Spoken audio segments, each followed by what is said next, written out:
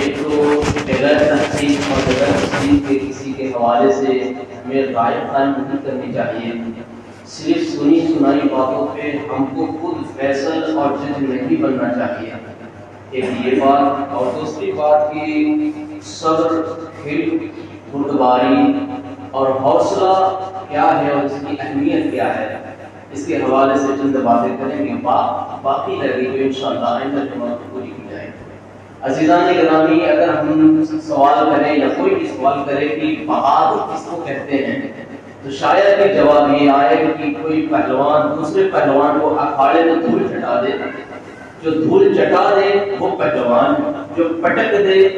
وہ پہلوان، جو کسی کو مار گرائے وہ پہلوان ہے، وہ بہادر ہے. جبکہ مولا کائنات علی المرتضیٰ کرم اللہ تبارک و تعالی بشر الکریم کے فرمان کے مطابق بہادر وہ ہے. آپ فرماتے ہیں بدلہ لینے کی قدرت ہو، طاقت ہو، بدلہ لینے کی قدرت اور طاقت ہونے کے باوجود بھی بندہ اگر معاف کر دے وہ حقیقی معنوں میں بہادر اور دلیر، وہ حقیقت میں دلیر اور بہادر ہے جو طاقت رکھنے کے باوجود بھی معاف کر دے. اب اس کی مثال ہلکی سی یوں سمجھ لیں کہ ابھی میں یہاں پہ ہوں اور 3 سال کا بچہ مجھ سے آ کر بحث کرے اور وہ مجھ کو مار دے. 3 سال کا بچہ بحث ہو، اس کے بعد وہ مجھ کو ایک تماچا لگا دے. 3 سال کا بچہ مجھ کو تماچا لگا دے. اب میں کہوں کہ جا بھائی میں نے تجھ کو معاف کیا، میں صبر کرتا ہوں تیری اس غلطی پہ، جا میں نے درگزر کیا، میں نے تجھے معاف کیا. تو سمجھ میں آتا ہے نا، یہاں میرا پاور تھا، مجھے اختیار تھا. 3 سال کے بچے پہ میرا تو اختیار ہے، میں مار سکتا تھا، اس کو بدلہ لے سکتا تھا. لیکن 3 سال کے بچے نے مجھے مارا تو میں نے بدلہ نہیں لیا، اسے معاف کر دیا. حقیقی معنوں میں یہ صبر ہے اور حقیقی معنوں میں یہ معاف کرنا ہے. لیکن اس کے برعکس اگر ہوتا، وہ 3 سال کا بچہ، 3 سال کے بچے کو اگر میں مارتا، 3 سال کے بچے کو میں مارتا، اب پھر وہ بچہ اگر کہتا ٹھیک ہے جاؤ یا قاضی میں نے تمہیں معاف کر دیا، میں تم سے بدلہ نہیں لوں گا، تو یہ پھر سمجھنے والی بات ہے نا کہ وہ معاف کرنے کے علاوہ کوئی راستہ بھی نہیں ہے. وہ 3 سال کا بچہ اپنے سے زیادہ بڑی عمر والے سے بدلہ لینے کی قدرت نہیں رکھتا. تو جو بدلہ لینے کی قدرت نہ رکھے اور صبر کرے اور کہے کہ میں صبر کر رہا ہوں اور میں تجھے معاف کر رہا ہوں، تو حقیقی معنوں میں وہ صبر کرنا نہیں ہوا، بلکہ صبر کرنا اور حقیقی دلیری وہ ہے کہ بدلہ لینے کی قدرت ہونے کے باوجود بھی معاف کر دیا. بدلہ لینے کی قوت کے باوجود معاف کرنا، یہ دلیری ہے، یہ صبر ہے. عزیزان گرامی، اور یہ معاملہ ہوتا ہے ہمارے درمیان، اگر کوئی آ کر ہمارے کان میں کوئی بات کہتے، وہ فلاں نے جو ہے نا ایک لڑکی کو بھگا کر شادی کر لیا ہے، تو ہمارا معاملہ کیا ہوتا ہے، بس اتنے پہ اتفاق نہیں کرتے بلکہ ہم اس میں اور مسالہ لگانے لگتے ہیں. ارے ہاں کوئی بات نہیں، بلکہ خود ہی بھی بھگا سکتا ہے، اتنا بڑا کمینہ. ہمارا معاملہ ہوتا ہے اس میں اور مسالہ لگانے لگتے ہیں. جبکہ عزیزان گرامی، صرف سنی سنائی بات پہ ہم کو فیصل اور جج نہیں بننا چاہیے. اگر وہاں تک رسائی ہو اور پہنچ ہو، اچھوٹی ہوتی تو تحقیق کریں بات کی. بارہا ایسا ہوتا ہے، بارہا ایسا ہوتا ہے جو ہم دیکھتے ہیں وہ حقیقت نہیں ہوتا، اس کے اندر کچھ اور ہی حقیقت ہوتی ہے. ایک مثال کے طور پر میں آپ کو بات کو بتاؤں کہ اگر صرف ہم سنی سنائی بات پہ فیصلہ کر لیں اور جو سنے اسی کو ہم آنکھ بند کر کے یقین کر لیں، تو کبھی کبھی عزیزان گرامی صرف سنی سنائی بات پہ فیصلہ کر لینا کسی کی جان جانے کا ذریعہ بن جاتا ہے، کسی کی جان چلی جانے کا ذریعہ بن جاتا ہے صرف سنی سنائی بات پہ فیصلہ کرنے سے. آپ کہیں گے کیسے؟ ایک جگہ میں امامت کرا رہا تھا، وہاں سے جب بیٹھا تو ایک دوسرے صاحب وہاں پہ گئی امامت کے لیے. اب وہاں امامت کے لیے جب وہ حافظ صاحب گئے تو ایک دفعہ ایسا ہوا، اس میں ایک بچی تھی جو پڑھنے میں بہت زیادہ کچی تھی. تو حافظ صاحب نے اس کا ہاتھ پکڑ لیا اور کہا کہ آج جب تک تو سبق نہیں سنائے گی تجھے چھٹی نہیں دی جائے گی. باقی بچوں کو جنہوں نے سنا دیا تھا حافظ صاحب نے چھٹی دے دی، لیکن وہ جو لڑکی تھی اس کو حافظ صاحب نے پکڑ کے رکھا تھا کہ جب تک تو سبق نہیں سنائے گی آج تیری چھٹی نہیں ہوگی. لیکن اس نے جو ہے ہاتھ مروڑ کر وغیرہ وغیرہ پوری طاقت لگا کے حافظ جی سے اپنا ہاتھ چھڑا کر چپل ہاتھ میں اٹھا کر ہی دوڑی دوڑی اپنے گھر بھاگ گئی۔ اچھا جب جیسے ہی وہ اپنے گھر بھاگی تو گھر والوں نے پوچھا یہ کیوں بات ہے، کیوں رو رہی ہو، آخر یہ دوڑتی دوڑتی کیوں آ گئی، ہاتھ میں چپل لے کر آگے پارا بھی لے کر نہیں آئی، کیا وجہ تھی، کیا ہوا تمہارے ساتھ؟ تو اس نے بس کی طرح کہا کہ حافظ صاحب نے مجھے اکیلے میں پکڑ لیا، مجھ کو آنے نہیں دے رہے تھے، صرف اتنا کہا کہ حافظ صاحب نے میرا ہاتھ پکڑ لیا تھا اکیلے میں اور مجھ کو گھر آنے نہیں دے رہے تھے، کہہ رہے تھے سب کی چھٹی ہو جائے گی تیری چھٹی نہیں دوں گا۔ صرف بات اتنی تھی اور گھر والوں نے کوئی تحقیق نہیں کی کہ حافظ صاحب نے اس کی کلائی کیوں پکڑی تھی، حافظ صاحب اس کو چھٹی کیوں نہیں دے رہے تھے، کوئی تحقیق نہیں کی، بلکہ اس کے گھر والے اور گاؤں کے دیگر افراد جمع ہو کر اس حافظ صاحب کو مارنے کے لیے آتے۔ وہ تو بس کہیے کہ مسجد کے چند ذمہ دار حضرات تھے جن کی وجہ سے حافظ صاحب کی جان بچ گئی، ورنہ وہ حافظ صاحب کی جان لینے کے ارادے سے گھر سے نکلے۔ صرف آپ اس کے بعد جب یہ بات مجھ کو پتا چلی،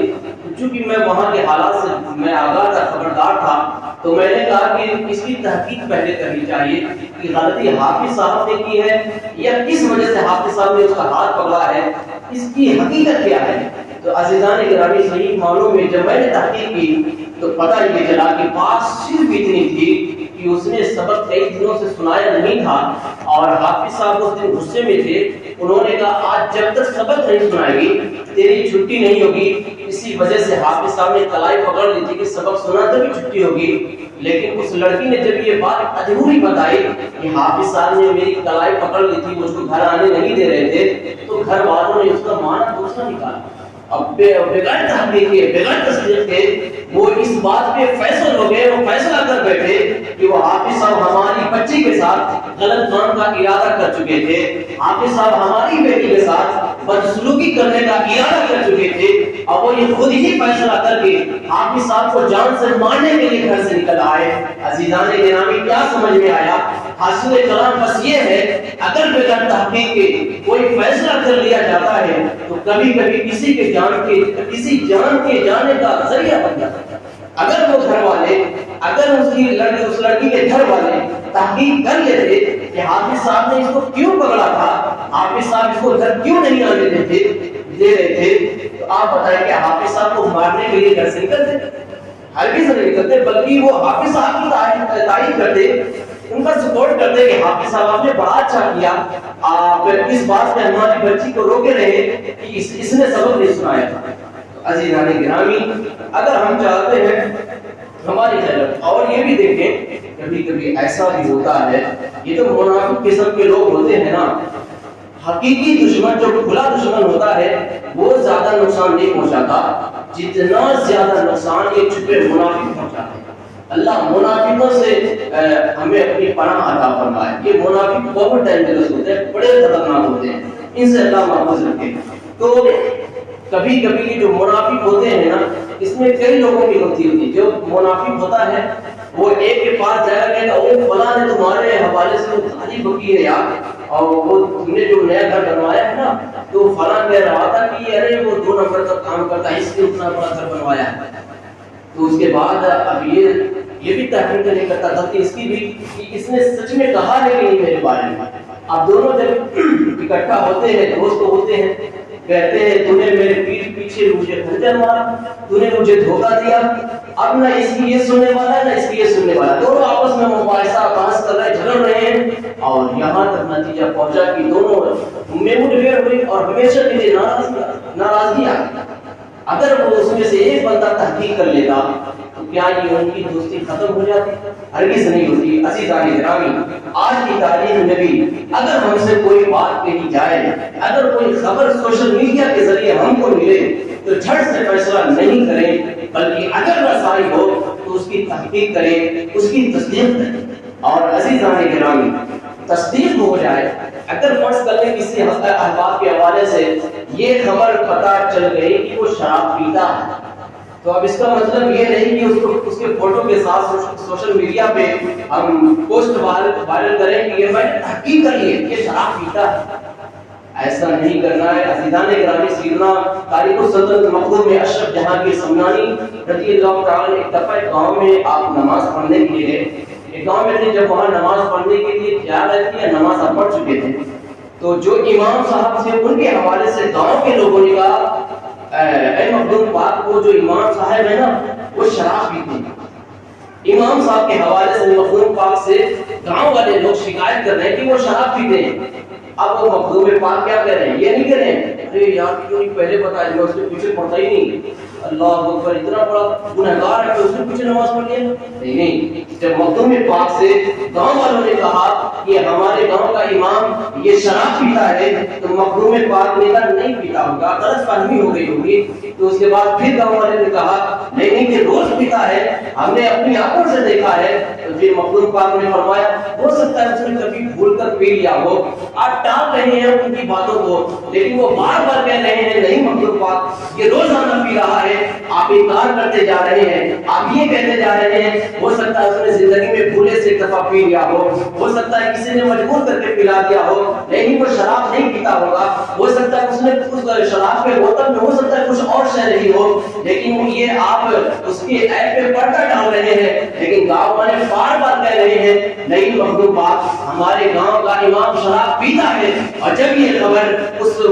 مسجد کے امام کو پتہ چلی اور حقیقی معنوں میں وہ امام صاحب شراب پی رہے تھے، وہ شراب کے عادی تھے، لیکن جب ان کو یہ خبر پتہ چلی کہ میرے حوالے سے میرے عیب کو مخدوم پاک کی بارگاہ میں میرے گاؤں والے کھول رہے تھے کہ مخدوم پاک میرے امام صاحب، گاؤں والے کہہ رہے تھے کہ اے مخدوم پاک ہمارے مسجد کے امام صاحب شراب پیتے ہیں، تو جب یہ امام صاحب نے سنا کہ مخدوم پاک میرے عیب کو سن کر اس کی پردہ پوشی کر رہے تھے، میرے عیب کو ڈھانپ رہے تھے، تو وہ فوراً امام صاحب مخدوم پاک کی بارگاہ میں آتے ہیں اور کہتے ہیں اے مرشد کریم، اے مخدوم پاک، یقیناً میں شراب روزانہ پیتا تھا، یقیناً میں شراب کا عادی ہو چکا تھا، لیکن آپ میری اس عیب پہ پردہ ڈال رہے تھے، میں اس آپ کے عمل کی بنا پر آج سچی آپ کے ہاتھ میں توبہ کرتا ہوں، انشاءاللہ روح تو نکل جائے گی بدن سے، لیکن آج کے بعد اپنے جسم کے اندر شراب کا ایک قطرہ بھی داخل نہیں ہونے دیں گے۔ اگر ہم کسی کے عیب کو جان بھی لیں، اگر ہم بھی اس کی عیب کی پردہ پوشی کریں، اس کے عیب کو ڈھانکیں، تو عزیزان گرامی یاد رکھیں اللہ رب العزت ہمارے عیبوں کو ڈھانکے گا۔ جو دنیا میں کسی مسلمان کی پردہ پوشی کرے گا، قیامت کے میدان میں اللہ رب العزت اس کے عیبوں کو چھپا لے گا۔ عزیزان گرامی، تو کسی بھی بات پہ ہم کو بغیر تحقیق کے ایکشن نہیں لینا چاہیے، فیصلہ نہیں کرنا چاہیے بغیر تصدیق اور تحقیق کے، اور تحقیق ہو جائے تو اگر رسائی ہو، اگر اختیار ہو، اگر پہنچ ہو، تو دبے لفظوں میں محبت کے انداز میں اپنے اس بھائی کی اصلاح کریں، اور اگر اصلاح کرنے کی قدرت نہیں، طاقت نہیں، تو خاموشی اختیار کریں، ان کی عیبوں کو اچھالیں نہیں، ورنہ ہوگا یہ دنیا میں اگر ہم نے کسی کے عیبوں کو اچھالا، اللہ نہ کرے قیامت کے میدان میں اگر ہمارے عیبوں سے پردے اٹھا دیے گئے کیا ہوگا؟ ہم کتنے پارسا ہیں، کتنے متقی ہیں، کتنے پرہیزگار ہیں۔ ہر انسان، میں اپنے آپ کو، آپ اپنے آپ کو بخوبی جانتے ہیں، میں آپ کے بارے میں نہیں جانتا، آپ میرے بارے میں نہیں جانتے، لیکن ہر انسان اپنی حقیقت کو بہت اچھے طریقے سے جانتا ہے کہ وہ واقعی میں کمینہ ہے یا نگینہ ہے۔ ہر انسان اپنی زندگی سے بخوبی واقف ہے۔ عزیزان گرامی، اس کے بعد دیکھیں بات دوسری آتی ہے کہ ہم کو صبر سے کام لینا چاہیے۔ کوئی اگر ہم کام شروع کرتے ہیں تو ہم سوچتے ہیں وہ جھٹ سے ہو جائے، اور بارہا ایسا ہوتا ہے کہ ہم جلدی سے جو فیصلہ کر لیتے ہیں زندگی بھر ہم کو پچھتانا پڑتا ہے۔ اور حدیث پاک کا مفہوم بھی ہے کہ جلد بازی ہے شیطان کی طرف سے،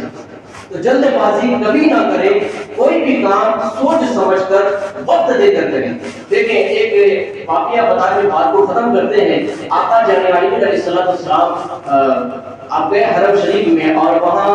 عثمان بن طلحہ نامی ایک شخص تھے، ان کے پاس کعبہ شریف کے دروازے کی چابی رہتی تھی۔ تو آقا علیہ السلام عثمان بن طلحہ کے پاس گئے اور آقا نے فرمایا اے عثمان ذرا کعبے کی وہ چابی دے دو، میں کعبے کو اندر سے دیکھنا چاہتا ہوں۔ اس کے بعد عثمان بن طلحہ نے کہا ساری دنیا کو، سارے لوگوں کو کعبہ شریف کی چابی تو دی جا سکتی ہے، لیکن آپ کو نہیں دوں گا۔ اب ذرا تصور کریں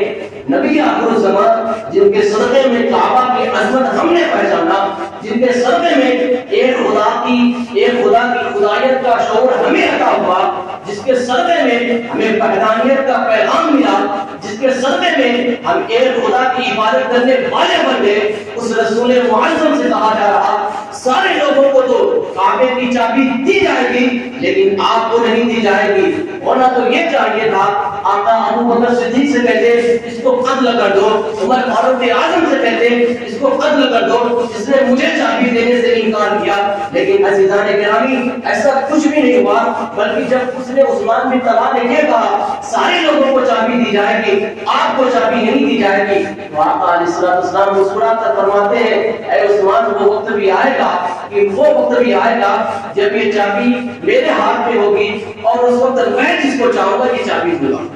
اب یاد رکھیں یہ بات نبی آخر الزمان علیہ السلام کی زبان اقدس سے نکلی، وہ وقت آئے گا کہ یہ چابی میرے ہاتھ میں ہوگی اور میں جسے چاہوں گا یہ چابی اسے دوں گا۔ اور عزیزان گرامی ابو جہل جیسے سخت کافی کا بھی یہ عقیدہ تھا کہ نبی آخر الزمان کی مقدس زبان سے جو کلمات نکلتے ہیں وہ حقیقی ہوتے ہیں، کبھی محمد عربی علیہ السلام نے جھوٹ نہیں بولا۔ عزیزان گرامی جب اللہ رب العزت کے پیارے محبوب آقا علیہ السلام